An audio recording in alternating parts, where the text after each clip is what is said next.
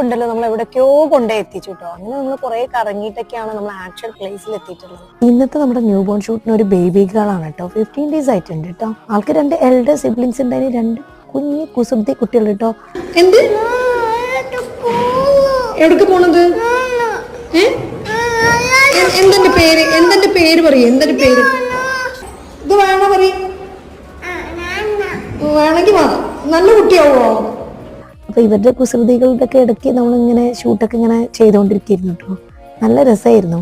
പിന്നെ നമുക്കിന്ന് 2 തീമായിരുന്നു എടുക്കാനുള്ളത്. ആള് നല്ല കാമായിരുന്നു, അതുകൊണ്ട് തന്നെ നമുക്ക് കുറെ പോസൊക്കെ ചെയ്യാൻ പറ്റിയിട്ടുണ്ടായിരുന്നു.